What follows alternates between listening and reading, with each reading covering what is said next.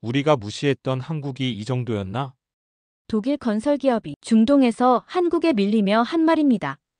유럽 업체들은 공사 시작도 전에 리스크 타령을 하지요. 불평쟁이들이지요. 하지만 현대, 그러니까 한국 기업들은 다릅니다. 그래서 우리는 그들을 드림팀이라고 부릅니다. 사우디 아람코 담당자는 한국을 사막의 해결사라고 칭하며 인터뷰한 말입니다. 어떻게 된 일인지 그 내용 지금 시작합니다. 독일이 포기한 땅, 주바일. 미하엘 린데만은 독일을 대표하는 종합건설기업 슈타이너 그룹에서 중동과 북아프리카 지역을 전담하고 있는 수주 전문가였습니다. 그는 20년 넘게 사막과 오아시스를 넘나들며 수많은 프로젝트를 성사시켰고 그 경험 덕분에 중동 특유의 사업 환경과 복잡한 계약 구조에 누구보다도 익숙한 인물이었습니다. 동료들과 후배들은 그를 두고 중동과 북아프리카를 꿰뚫는 사나이라 부르며 존경을 아끼지 않았습니다. 하지만 그런 미하엘조차도 한 프로젝트 앞에서는 신중할 수밖에 없었습니다. 2008년 초 사우디아라비아 동부의 주바일 산업단지가 세계적인 석유화학 허브로 떠오르며 글로벌 건설사들의 관심이 집중되고 있었습니다. 사우디 정부는 기존 산업단지의 성공을 바탕으로 추가 확장 프로젝트를 발표했고, 이는 중동 지역 최대 규모의 정유 플랜트 및 석유화학 설비 건설을 의미했습니다. 수백억 달러 규모의 공사와 수십 개국에서 몰려든 기업들, 그리고 치열한 수주 경쟁이 본격화되던 시점이었습니다. 슈타이너 그룹 역시 이 프로젝트에 관심을 가졌고, 미하엘이 수주 검토를 총괄하게 되었습니다. 초기 조사에서 주바일 프로젝트는 엄청난 잠재력을 가진 사업이었습니다. 단순한 건설 공사가 아니라 사우디 경제와 산업의 핵심 축이 될 플랜트가 들어서는 프로젝트였기 때문입니다. 성공만 한다면 회사의 중동 사업부가 단숨에 도약할 수 있는 절호의 기회라는 분석이 나왔습니다. 그러나 미하엘은 현장 실사를 진행하면서 회의감을 가지기 시작했습니다. 사우디 동부 지역은 여름철 기온이 50도를 넘나드는 극한의 환경이었고, 고온다습한 기후는 공사를 진행하기에 치명적이었습니다. 여기에 현지 인력과 하청업체들은 독일 기준으로 보았을 때 매우 비효율적이었고, 품질 관리나 안전 기준도 신뢰하기 어려운 수준이었습니다. 무엇보다 계약 구조가 불명확하고 발주처의 요구사항이 자주 변동된다는 점이 리스크로 작용했습니다. 경험이 많은 미하엘에게도 주바일은 예상보다 훨씬 복잡하고 위험한 사업으로 다가왔습니다. 슈타이너 그룹 내부에서는 논쟁이 치열했습니다. 적극적으로 도전해 볼 만하다는 의견과 함께 무모한 시도라는 신중론이 맞섰습니다. 최종 결정권을 쥔 이사회는 미하엘의 의견에 무게를 두었고, 결국 주바일 프로젝트 철수를 결정하게 됩니다. 당시 슈타이너 그룹은 이건 승산 없는 싸움이다라는 결론을 내렸고, 그들의 판단은 분명해 보였습니다. 그 소식을 들었을 때 미하엘은 오히려 안도했습니다.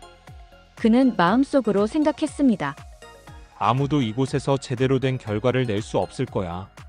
주바일 프로젝트는 실패와 손실로 끝날 가능성이 크다고 판단했기 때문입니다. 너무 더운 날씨, 비효율적인 현장 상황, 그리고 예측 불가능한 변수들로 가득한 환경에서 제대로 된 결과를 기대하는 건 무리라고 생각했습니다. 미하엘은 동료들과 회의를 마치고 사무실 창밖을 바라보며 조용히 자신만의 확신을 되새겼습니다. 사우디 주바일은 도전할 가치가 없는 땅이었다고, 그리고 이 결정이 슈타이너 그룹의 중동 전략에서 신중함과 합리성을 보여주는 사례로 남을 것이라고 말입니다. 하지만 그는 아직 알지 못했습니다. 이곳에서 전혀 다른 누군가가 전혀 다른 방식으로 새로운 역사를 쓰게 될 것이라는 사실을. 한국이 들어왔다. 2010년 주바일 산업단지 확장 프로젝트의 수주 결과가 발표된 날, 미하엘 린데만은 사무실에서 그 소식을 전해 들었습니다. 전 세계 굴지의 건설사들이 저마다 자신감을 보이며 경쟁에 뛰어들었던 그 사업에서 최종적으로 승리한 주인공이 한국 기업들이라는 말에 그는 한동안 말을 잇지 못했습니다. 삼성 엔지니어링, 대림산업, SK건설. 이 세 회사가 주바일 정유 플랜트 단지의 핵심 구간 공사를 무려 3분의 1이나 따냈다는 사실은 그야말로 충격 그 자체였습니다. 계약 규모는 무려 30억 달러에 달했습니다. 결코 적지 않은 금액이었고 더 놀라운 것은 그중 절반에 가까운 15억 달러 규모의 프로젝트를 삼성 엔지니어링이 단독으로 수주했다는 사실이었습니다. 미하엘은 문서를 다시 한번 꼼꼼히 확인했습니다. 잘못 본 것이 아닌가 싶어 보고서를 반복해서 읽었지만 명백한 사실이었습니다. 그는 이 상황을 이해하기 위해 애썼습니다. 독일과 프랑스, 이탈리아를 포함해 유럽의 유력한 기업들조차 리스크가 너무 크다며 철수했던 바로 그 프로젝트였습니다. 심지어 슈타이너 그룹의 내부에서도 여러 차례 논의를 거쳐서 철수 결정을 내린 사업이었습니다. 그런데 어떻게 이런 결정을 뒤집을 수 있었던 걸까? 그는 계속해서 의문을 가질 수밖에 없었습니다. 삼성 엔지니어링이 선택한 방식은 더욱 놀라웠습니다. 사우디 현지에서 자재를 조달하거나 주변 국가에서 공급받는 기존 방식과 달리 철골 케이블과 주요 자재들을 전부 한국에서 직접 공수해오는 결단을 내렸던 것입니다.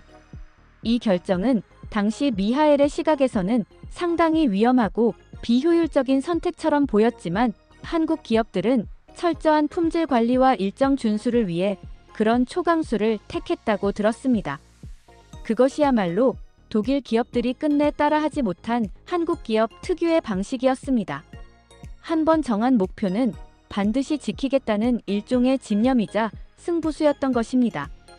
위르겐 파이낸셜과 글로벌 비즈니스 리포트에 따르면 삼성 엔지니어링은 당시 현장에 투입된 인력 대부분을 한국 본사에서 직파했고 프로젝트 전용 물류 시스템과 자체 IT 관리 플랫폼을 구축하여 공정 관리에 철저를 기했다고 전했습니다. 그 덕분에 품질과 속도, 안전을 모두 확보하며 프로젝트 초반부터 발주처의 신뢰를 빠르게 얻을 수 있었던 것이었습니다. 미하엘은 이러한 한국 기업들의 전략을 알게 되면서도 쉽게 납득할 수 없었습니다. 불과 몇십 년 전만 해도 독일은 한국을 변방의 산업 국가로 인식했었고 한국의 건설 기술과 엔지니어링은 독일과는 비교가 안 된다고 생각했기 때문입니다. 실제로 과거 삼성이나 대림, SK라는 이름은 독일에서는 거의 알려지지 않은 신흥국 기업일 뿐이었습니다. 그런데 지금은 상황이 완전히 달라져 있었습니다. 한국 기업들은 세계 무대에서 저가 수주를 무기로 하는 값싼 노동력이 아닌 정확한 품질과 철저한 관리, 그리고 기술력을 바탕으로 승부하고 있었던 것입니다. 그뿐만 아니라 당시 주바일 프로젝트를 따낸 한국 기업들은 단순히 수주에만 성공한 것이 아니었습니다. 프로젝트를 시작하자마자 빠른 속도로 현장을 정비하고 불과 몇 개월 만에 초기 공정을 완료하며 다른 국가 기업들이 지켜보는 앞에서 모범 사례를 만들어가고 있었습니다. 미하엘은 이 소식을 접하며 마음 한편에서 묘한 감정을 느꼈습니다.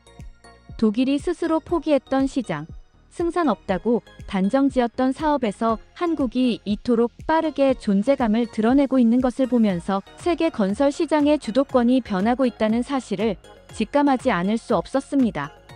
30년 전만 해도 독일과 프랑스, 일본 기업들 사이에서 변방 취급을 받던 한국이 이제는 그 누구보다 앞서가는 모습이었습니다. 미하엘은 여전히 복잡한 생각에 사로잡혔습니다. 한국이 과연 어떻게 이런 일을 가능하게 했는지 그 해답을 찾기 위해 그는 다시 자료를 살펴보고 있었습니다. 사막의 해결사가 된 한국팀. 주바일 정유 플랜트 프로젝트가 본격적으로 시작되면서 예상치 못한 문제들이 하나둘 터지기 시작했습니다.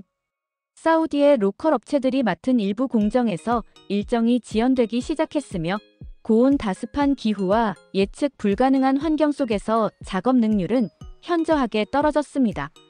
현지 하청업체들은 장비 운용 경험이 부족했고 작업 속도도 일정 기준에 미치지 못했습니다. 더군다나 작업의 품질을 일정 수준 이상으로 유지하는 것조차 어려운 상황이 이어졌습니다.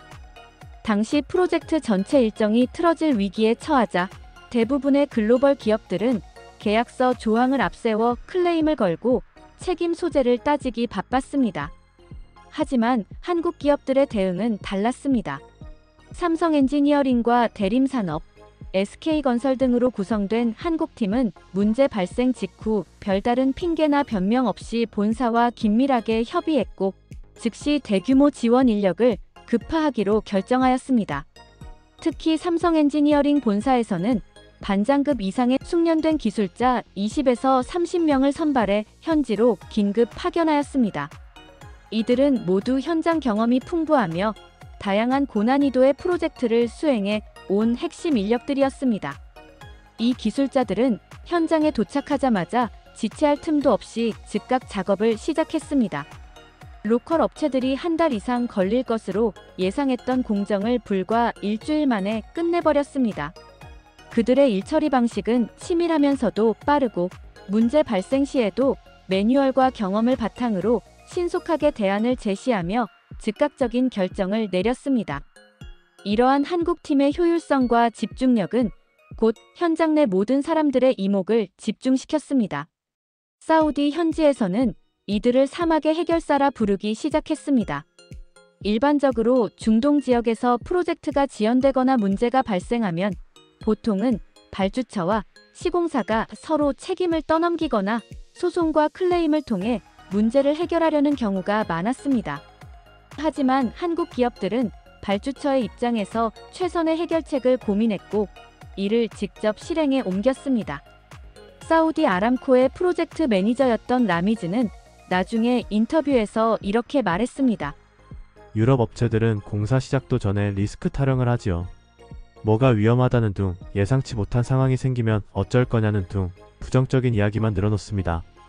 그리고 설계팀, 구매팀, 시공팀이 따로 놀기 때문에 문제가 생기면 일단 클레임부터 걸고 책임 소재를 따집니다. 그런 불평쟁이들이지요. 그에 반해 한국팀에 대한 그의 평가는 확연히 달랐습니다. 하지만 현대, 그러니까 한국 기업들은 다릅니다. 발주처의 입장에서 문제 해결에 집중하고 먼저 뛰어듭니다. 시간이 부족하다고 불평하기보다는 그 안에 어떻게든 임무를 완수하겠다는 의지가 강합니다. 그래서 우리는 그들을 드림팀이라고 부릅니다.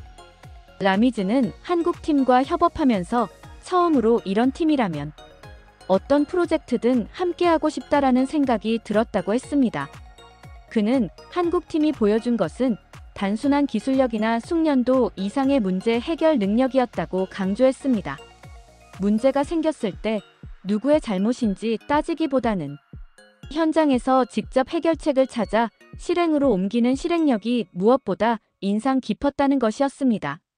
심지어 한국팀은 현장뿐만 아니라 발주처가 요청한 추가적인 설계, 변경 사항이나 추가 작업에 대해서도 유연하고 신속하게 대응했습니다.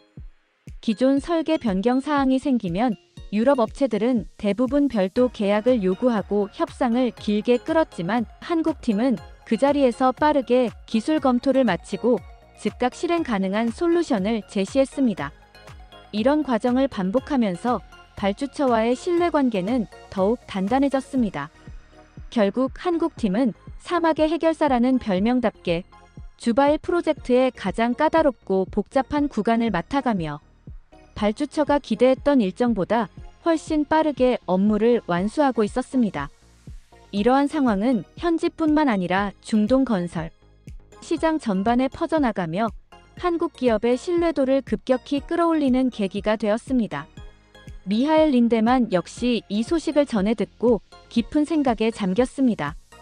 독일팀이 포기했던 그 현장에서 한국 기업들이 이러한 위기 대응 능력과 실행력을 발휘하고 있다는 사실이 그에게는 놀라움과 동시에 복잡한 감정을 안겨주었습니다. 그리고 그들의 성공은 이제 단순한 우연이 아니라 체계적이고 전략적인 접근과 강력한 실행력의 결과라는 것을 점점 더 분명하게 인식하게 되었습니다. 미하엘의 각성. 미하엘 린데만은 그날 사무실 책상 앞에 앉아 한국 기업들의 주바일 프로젝트 성공 사례를 정리한 보고서를 천천히 읽어 내려가고 있었습니다. 페이지를 넘길 때마다 마음 한구석에서 묘한 감정이 피어올랐습니다. 의심도 경외도 아닌 그것은 깊은 충격이었습니다. 미하엘은 자신이 알고 있던 세계가 조금씩 무너지고 있음을 뚜렷하게 느끼고 있었습니다. 그는 오랫동안 독일 기업들이 세계 산업계의 기준이며 엔지니어링과 품질, 시스템과 관리 면에서 타의 추종을 불허한다고 믿어왔습니다. 그것은 단순한 자부심을 넘어 확신에 가까운 신념이었고, 그 확신은 20년 넘는 현장 경험과 수많은 성공 사례로 더욱 단단해졌습니다. 독일이 진출한 곳은 곧 선진화된 프로젝트가 진행되고, 독일 기업이 맡은 공사는 언제나 신뢰를 주며 무엇보다 정교하고 체계적이라는 평가를 받아왔기 때문입니다. 하지만 지금 그의 손에 들린 보고서가 말하는 진실은 전혀 달랐습니다.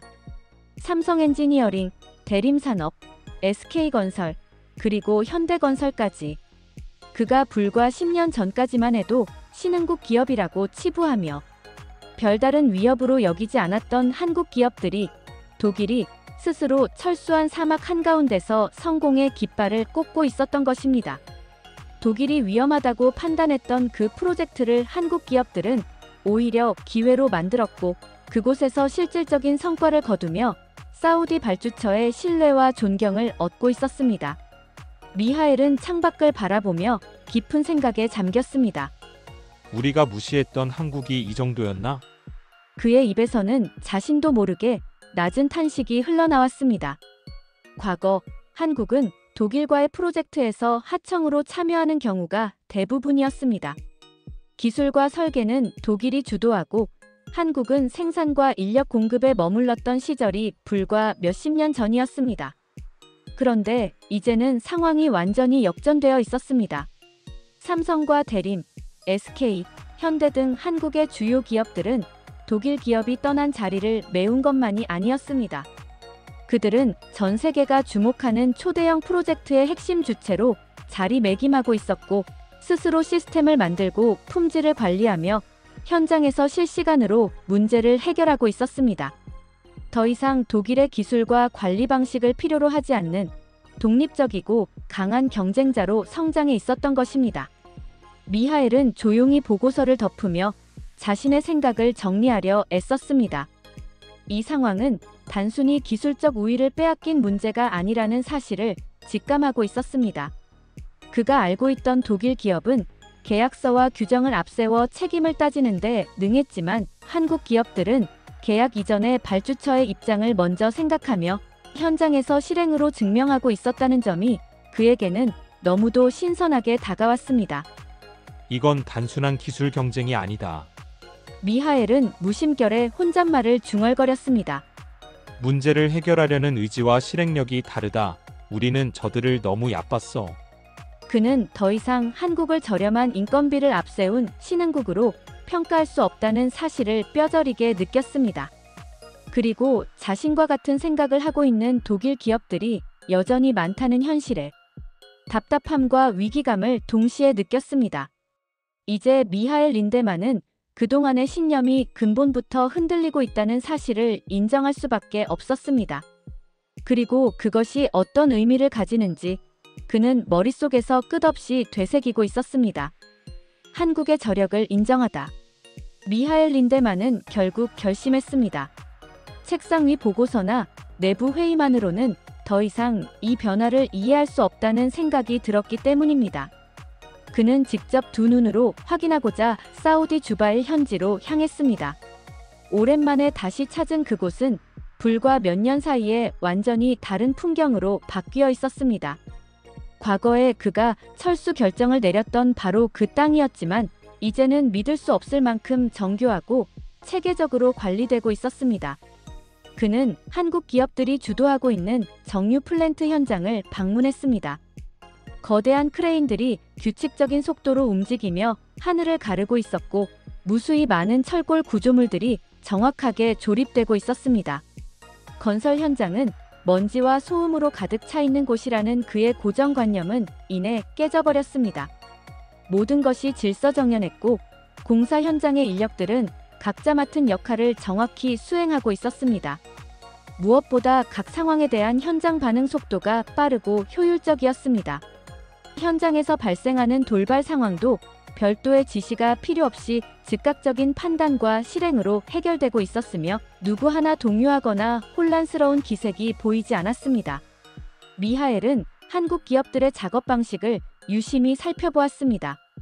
이들은 독일식 시스템과 비슷한 철저한 계획과 관리 프로세스를 따르고 있었지만 더욱 유연하고 실용적인 방식으로 변형하여 적용하고 있었습니다. 현장 관리자는 수시로 모니터링을 하며 실시간 데이터를 기반으로 의사결정을 내리고 있었고 그 결과는 즉각적으로 현장에 반영되었습니다. 놀랍게도 이러한 빠른 결정과 실행이 품질 저하로 이어지지 않고 오히려 프로젝트의 전반적인 효율성을 높이고 있다는 점에 미하엘은 다시 한번 충격을 받았습니다. 그는 자신이 보아온 독일 기업들의 방식을 떠올렸습니다.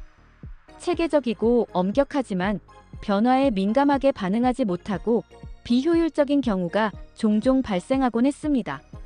하지만 한국 기업들은 철저한 계획 아래에서도 끊임없이 변화를 감지하고 대응하며 실질적인 성과를 만들어내고 있었습니다. 그날 미하엘은 크레인 아래에서 작업을 지휘하는 한국인 현장 소장을 조용히 바라보며 생각했습니다. 이제는 인정할 수밖에 없다. 그는 속으로 차분하게 말을 이어갔습니다. 한국은 더 이상 신흥국이 아니다. 그동안 독일과 유럽이 당연히 선두에 서 있다고 믿어왔던 글로벌 건설 산업의 지형도가 근본적으로 바뀌고 있다는 사실을 미하엘은 그 순간 뼛속 깊이 실감했습니다.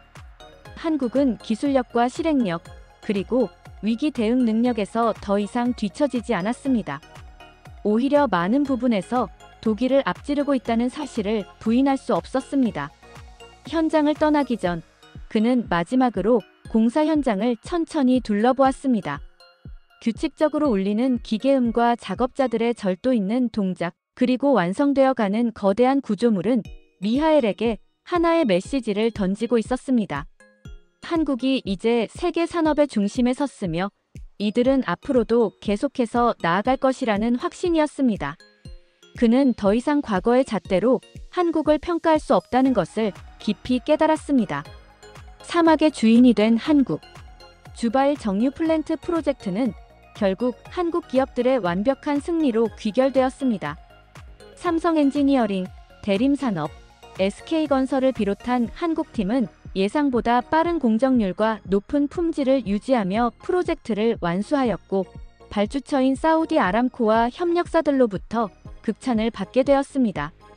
폭서와 모래 폭풍, 그리고 까다로운 안전 규정과 복잡한 승인 절차까지 겹쳐 있는 이 사막 한가운데에서 한국 기업들은 흔들림 없이 목표를 달성했고 결과적으로 이들은 중동 건설 시장의 새로운 강자로 자리매김하게 되었습니다.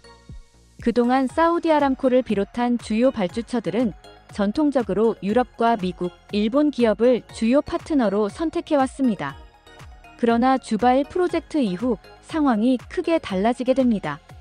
한국 기업들은 단순히 가격 경쟁력에서만 우위를 점한 것이 아니라 설계부터 구매, 시공, 그리고 사후 관리까지 통합적이고 효율적인 시스템을 선보였고 무엇보다 발주처가 원하는 일정과 품질 기준을 정확하게 맞춰주는 신뢰의 파트너로 인정받게 됩니다. 실제로 주바일 프로젝트 이후 사우디 아람코가 신규 플랜트 및 인프라 사업의 입찰을 추진할 때 한국 기업은 거의 예외 없이 초청 리스트 최상단에 올랐습니다. 다른 중동 국가들, 아랍에미리트와 쿠웨이트, 카타르 또한 한국 기업에 대한 신뢰와 기대를 높이며 추가 프로젝트를 제안하기 시작했습니다. 미하엘 린데만은 이 모든 과정을 침묵 속에 지켜보았습니다. 그리고 결국 그는 더 이상 지켜만 보고 있을 수 없다는 결론에 도달했습니다. 슈타이너 그룹의 경쟁력이 약화되고 있다는 우려를 넘어서 독일 전체 건설 산업이 중대한 전환점을 맞이하고 있다는 사실을 경고할 필요가 있다고 판단한 것입니다. 그는 독일 본사로 돌아가자마자 보고서 작성을 시작했습니다. 그동안 모아온 자료와 주바일 현장에서 목격한 내용을 바탕으로 한 분석 보고서였습니다. 보고서의 첫 문장은 짧고 강렬했습니다. 우리가 포기한 곳에서 한국은 미래를 세웠다. 그는 이 문장을 적으면서도 깊은 생각에 잠겼습니다. 이 말이 단순한 비유가 아니라는 것을 누구보다 잘 알고 있었기 때문입니다. 독일이 리스크를 두려워하며 뒤로 물러섰던 그 땅에서 한국 기업들은 발주처의 신뢰를 얻었고 그 신뢰는 새로운 계약과 기회로 이어지고 있었습니다. 기술력만으로 설명할 수 없는 그들만의 집념과 실행력, 그리고 유연한 문제 해결 방식이 결국 한국을 사막의 주인으로 만들었다는 것을 미하엘은 똑똑히 보았습니다. 그는 보고서에서 강조했습니다. 기존의 독일식 접근 방식으로는 더 이상 중동 시장에서 경쟁력을 유지하기 어렵다는 점을, 독일 기업들은 리스크 분석과 책임 분담에만 집중하는 대신 한국처럼 발주처의 입장에서 문제를 해결하고 결과를 내는 방식으로 전환해야 한다고 적었습니다. 또한 프로젝트 현장에 고위 기술 인력을 파견해 현장에서 즉각적인 의사결정을 내리는 시스템 역시 한국에서 배워야 할 전략으로 지목했습니다. 미하엘의 보고서는 단순한 위기 경고가 아니었습니다. 그것은 변화에 대한 적응과 혁신을 요구하는 절박한 외침이었습니다. 사막의 주인이 된 한국을 보며 그는 분명히 느꼈습니다. 이제 독일이 배워야 할 나라가 생겼다는 것을. 그리고 그 나라는 불과 몇십 년 전까지만 해도 신흥국이라 불렸던 한국이었습니다. 결론. 독일이 위험하다고 판단하고 포기했던 사우디 주바일의 사막에서 한국 기업들은 놀라운 저력을 보여주며 사막의 해결사로 떠오르게 됩니다. 삼성 엔지니어링, 대림건설, SK건설 그리고 현대건설까지 이들은 단순한 하청업체가 아닌 주도적인 파트너로서 역할을 수행하며 중동 건설 시장의 새로운 질서를 만들어냈습니다. 과거 유럽과 미국이 주도했던 글로벌 건설 패권의 지형은 한국의 등장으로 크게 흔들리기 시작했습니다. 그들의 철저한 준비와 실행력, 그리고 발주처의 입장에서 문제를 해결하는 태도는 전 세계 발주처들로부터 깊은 신뢰를 얻게 하였습니다. 이제 한국은 더 이상 신흥국이 아니라 세계 건설 산업의 중심에 선선도 국가로 자리 잡게 되었습니다. 오늘의 이야기가 감동을 주었다면 구독 버튼과 좋아요를 눌러주시면 영상 제작에 큰 힘이 됩니다. 추가로 여러분의 생각을 댓글로 나눠주세요. 그리고 더 좋은 이야기로 다시 찾아뵙겠습니다. 지금까지 애국의 맛이었습니다. 끝까지 시청해주셔서 감사합니다.